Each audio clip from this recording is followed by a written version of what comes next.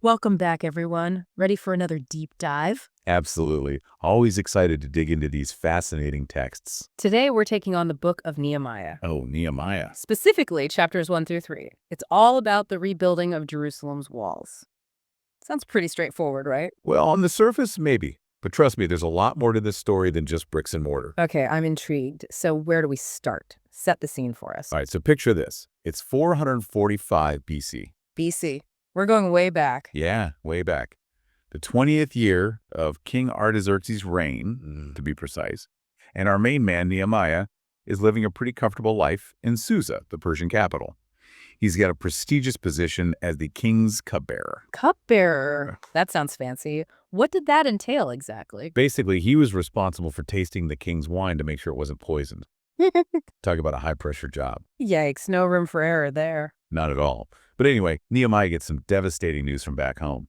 Jerusalem, the heart of his faith and heritage, is in ruins. I can only imagine how he must have felt. The text tells us he was absolutely heartbroken. He wept, mourned, fasted, and prayed for days. This wasn't just a little sadness. It was deep, visceral grief. Yeah, that's more than just hearing about a city in trouble. This was his home, his identity. Exactly. And that's where we get this incredibly powerful prayer in Nehemiah 1.5:11. He pours his heart out to God, acknowledging the sins of his people, begging for forgiveness and guidance. It's raw, honest, and just dripping with faith. It's one of those passages that really gets you, you know? Absolutely. There's also this undercurrent of strategy to it. Remember, Nehemiah is in a precarious position. He needs more than just God's help. He needs the king's permission to leave. He can't just up and walk away from his duties. Right, especially with a job like that. So how does he play this? Well, he's got to be careful. One wrong word, and it could be curtains for him. Talk about walking a tightrope. So the king notices that Nehemiah is looking down, which was unusual for him. And being the all-powerful king, he demands to know what's wrong. You can practically feel the tension in that moment. Uh-oh. That sounds like a make-or-break situation. It totally was. But instead of just blurting out his plan, Nehemiah carefully frames his request as a personal desire to visit his ancestors' tombs in Jerusalem. Ah, clever move. Playing on those Persian customs, right? Exactly. And it worked. The king, with the queen sitting right beside him, grants Nehemiah permission to go. Not only that, he provides him with letters of safe passage, resources to rebuild the walls, and even timber from Asaph, the royal forester. Wow, timber, huh? That must have been a big deal back then. Huge. We're talking high-quality cedar beams, perfect for fortifying city gates. It was a symbol of power. And the king was essentially giving Nehemiah the means to rebuild a city that could rival his own. That's a pretty big show of trust and favor. Oh, absolutely. Nehemiah saw it as a clear sign of God's hand at work, orchestrating everything just right. But his journey wasn't over, was it? He still had to actually get to Jerusalem and figure out what he was dealing with. Right. So he arrives in Jerusalem, but before he even breathes a word of his plans to anyone, he does something very interesting. He sets out on a secret mission under the cover of night. A secret mission. I'm sensing a good story here. Oh, it's a good one. He basically goes on this clandestine inspection tour of the city walls with only his animal for company. He wants to assess the damage, the scale of the task ahead, before he reveals anything to the people. It's like he's gathering intel before launching a campaign. Exactly.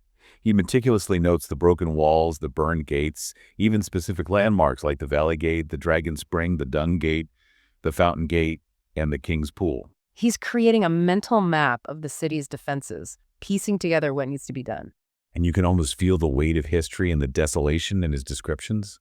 You know, it makes you wonder why all the secrecy. Why not just gather everyone and tell them what's going on? Yeah, why not? Well, he's a newcomer arriving with the king's backing in a city that's been under foreign rule for decades. He needs to tread carefully, understand the dynamics at play before making any big announcements. I guess jumping in head first could have backfired pretty spectacularly. Oh, definitely. He needed to be strategic, build alliances, and figure out who he could trust before revealing his grand plan. So it's a story of careful planning, shrewd political maneuvering. And a whole lot of faith. Definitely. And probably a bit of exhaustion from all that late night wall crawling. But we'll get to that next time, right? You bet. We'll dive into how Nehemiah rallies the people and tackles the monumental task of rebuilding those walls. Can't wait. So until next time, Keep those metaphorical walls strong. It's a classic tale of careful planning and shrewd political maneuvering. Exactly. And once Nehemiah had the lay of the land, he gathered the people of Jerusalem and revealed his plan. Oh, yeah. Imagine the buzz in the crowd as this newcomer, armed with the king's support and driven by this unshakable faith, calls on them to rebuild their city and restore their honor. It must have been a powerful moment. Yeah. He appealed to their shared disgrace, reminding them of what they had lost, and then skillfully used the king's support and God's favor as motivators. He really knew how to rally the troops, but not everyone was on board with this grand vision, right? We get introduced to some characters who weren't exactly thrilled about the whole rebuilding project. Sanballat, Tobiah, and Geshem. Yes. What's the deal with these guys? Well, they represent the ever-present political tensions and opposition that arise whenever someone tries to shake things up. Right. Sanballat was a governor of the region, Okay. Tobiah an Ammonite official, and Geshem an Arabian leader. Got it. They likely saw Nehemiah and his project as a threat to their own power and influence. So basically, ancient office politics at play. And how did Nehemiah handle these naysayers? With a truly epic response. When they mocked and ridiculed his efforts, he basically said, "You can last all you want, but we have a mission and God is on our side." Talk about a mic drop moment. He declared, "The God of heaven will make us successful. Therefore we, his servants, will arise and build, but you have no part," right? Or memorial in Jerusalem. Ooh, burns. Nehemiah doesn't back down. You can practically feel that determination in the air as the people get to work. Yeah. And chapter 3 really dives into the nitty-gritty of the rebuilding effort. It's remarkable how detailed the account is. We get a breakdown of who was involved and what they were responsible for. It's like a who's who of ancient Jerusalem. And what's so cool is that it's not just a generic, and then they built the wall. Right. We hear about specific gates, towers, sections of the wall, even down to who repaired the parts in front of their own houses. It's amazing. It's like stepping back in time and witnessing this firsthand. What's fascinating here is the sense of community. Yeah. The collective ownership of the project. We see Eliashib, the high priest, leading the way. Yeah. Consecrating the sheep gate. Okay, I was wondering about that. What's so special about the sheep gate? Well, sheep were used for sacrifices at the temple, Okay, and this gate was the entrance through which they were brought in. got it. By consecrating it, Eliashib was essentially infusing the entire rebuilding effort with spiritual significance, linking it to the rituals and traditions that were at the heart of their faith. It's like he's saying, this isn't just about bricks and mortar. This is about rebuilding our connection to God. Yes, That's powerful. absolutely. And it's not just the religious leaders who are involved. We have men of Jericho, the Tekoites, the Gibeonites, Levites, priests. Even Shallum's daughters are mentioned, highlighting the contributions of women in this effort. It's really cool. It really was a community-wide effort, people from all walks of life coming together for a common goal. You get a sense of the energy and the activity, the sounds of hammers and chisels, the shouts of encouragement, the sheer determination. Yeah. They're laying beams, installing doors, bolts, bars. Every detail is meticulously recorded. But even with all this community spirit, I imagine there were still challenges. Oh, of But course. maybe even some disagreements along the way. Of course. It wouldn't be a true story of human endeavor without some bumps in the road. Right. The text even mentions that some nobles didn't participate in the work. Oh, interesting. Why do you think that was? Well, it's hard to say for sure, Yeah. but it hints at some internal conflicts, maybe some power struggles going on behind the scenes. Perhaps some of the nobles felt threatened by Nehemiah's leadership or disagreed with his approach. It's a reminder that even with a shared mission, there are always complexities, different levels of commitment, and perhaps even a bit of ancient drama playing out. It definitely adds another layer to this story. So let's talk about the scale of this project. Okay. The text mentions repairs spanning 1,000 cubits from the Valley Gate to the Dung Gate. That's over 1,500 feet. Wow. This wasn't some minor patching up. It was a massive undertaking. And it wasn't just the wall itself. Right. We're talking about gates, towers, pools, even the king's garden and tombs were part of the restoration. Wow. They were rebuilding the entire infrastructure of the city, reclaiming its former glory.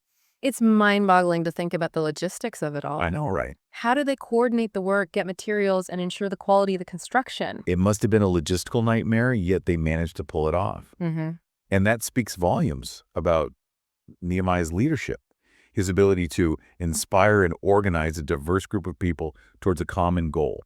He wasn't just a visionary leader. He was a pragmatic, get-it-done kind of guy. And he was definitely the right man for the job.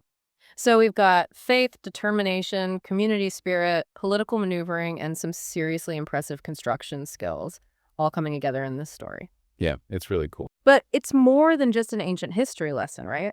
What does it all mean for us today? What can we learn from Nehemiah and the rebuilding of Jerusalem's walls? It makes you wonder what walls we might need to rebuild in our own lives, right? I mean, it's not like we're out there laying bricks and mixing mortar. That's the beauty of this story, isn't it? It's not just a historical account. It's a source of inspiration and guidance for anyone facing their own rebuilding projects, whether personal or communal. Think of it as a blueprint for tackling challenges and transforming brokenness into something stronger, something beautiful. Okay, so we're talking metaphorical walls here. What kind of walls might those be? Well, think about the things that divide us, hold us back, or create a sense of insecurity. It could be walls of mistrust that have fractured relationships, walls of fear that keep us from pursuing our dreams, Yeah. or walls of complacency that prevent us from making a difference in the world. So instead of stone and timber, we're talking about rebuilding trust, courage, and maybe even a sense of purpose. Exactly.